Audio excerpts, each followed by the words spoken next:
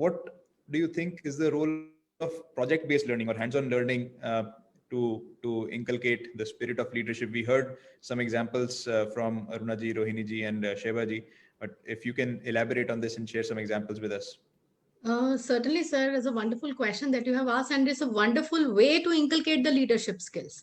When we are talking about the project-based learning, we are moving away from the rote or memorization-based learning when we just ask the student to mug up different concepts, whatever they are learning, and what maybe I have also learned the same way in my childhood. I have been taught in the same manner. So, but slowly and gradually also, I have also developed different strategies to teach my students.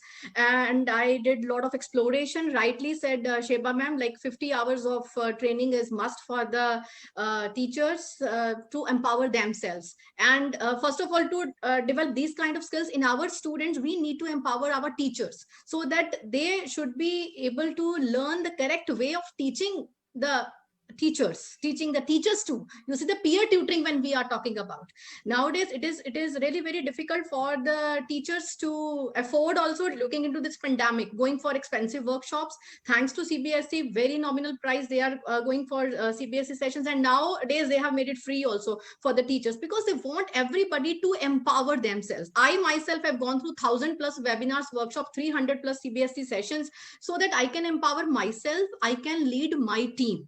And when we are talking about this role of PBL in that, it is playing a very important role in that. Number one, how they are in sync with each other. Leadership is all about having a clear vision. First of all, vision. And when we are having that vision, we in a PBL also, we are having some kind of driving question for the students that is open ended. So how they go in parallel with each other, we are giving some driving question to our students related to the curriculum, and then integrated with the real life. And how we integrate with real life? First of all, we need to study a lot how we can integrate with real life. Small aspects, concepts taken from our daily life.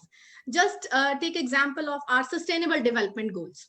If we as teachers are having all clarity about all 17 SDGs, sustainable development goal, we will be able to incorporate that kind of qualities, inculcate that kind of qualities in our students, like as and when they will be opening their any of the textbook, and they will be able to correlate, yeah, this talks about gender equality, this talk about no poverty, and what I can do about this achieving this particular target. When we're talking about reduced inequalities, and in general, simple example, talking about consumption and production. When we are talking about our whole cupboards, they are full of lot many clothes, and still we go to the market to buy so many clothes for ours. This is just a simple example. So how we can reduce this responsible consumption and production? It is not about studying, it is becoming a part and parcel of that very project. And for that, we need to we need to explore the different elements of PBL, the project based learning. Number one, it is having significant content, age appropriate, grade level, right? So leadership, when I'm talking about, it is about vision. So that clear cut vision is there, but we need to help our students so that they can develop that kind of skill set in themselves for achieving that vision. And they will be able to clearly define a roadmap, mission. As we in our school, we are having our vision, we are having our mission. Maybe most of the students, they never go through it. Most of the teachers, they have never gone through the almanacs, what is the vision and the mission of the school. And they children should be able to have the clear vision. They should be able to make a roadmap to clear cut define that vision, and then they will be able to divide into small you can say pilot projects or maybe small projects, so that they should be able to know, like they will be able to achieve that vision slowly and gradually in chunks and bits and pieces, and it is not an overnight job. So as when we're talking about the project based learning, it is not for a week, it is not for a fortnight. Projects go long. It may take weeks, it may take months for the projects. And there is, here I would like to talk about, usually teachers do not want to go for this PBL. They think like there is a lot of syllabus to be covered and it is very difficult to go for this project-based learning, and how will we be able to cover our syllabus? We are going to have our examinations and all. So for that, proper training is a must. They should know how they will be able to cover the syllabus through the project-based learning, right? So, project-based learning, certainly when we define deriving question, we give the deriving question, we divide the students into proper teams, and then they learn how to work in collaboration. They think critically, they communicate with each other. So this helps in developing 21st century competences, 21st century skills. These are the qualities of a leader, right? And a driving question leads them to in-depth inquiry. So as ma'am rightly said in the beginning, inquiry-based learning, or we say project-based learning, that helps to develop those kind of skills in our students. And a number of strategies already explained by the panelists, highlighted in NEP also. When we are working on various learning styles, as you go and Google it, number of you see types of leaderships are mentioned over there: transactional leadership, transformational leadership, or whatever. But for me, transformational leadership, when you first of all have to have transformation in yourself, when you are empowering yourself, when you are having the change in yourself, be the change you want to see in the world, rightly said. Okay, then only you will be able to empower others, and then you will be able to give the voice and choice to your students. And in a project-based learning, the students, they make their own choices. This doesn't mean that obviously they do whatever they want to do, but certainly the teacher provides some kind of scaffolding to them, right? So slowly and gradually, they are able to give their voice and choice.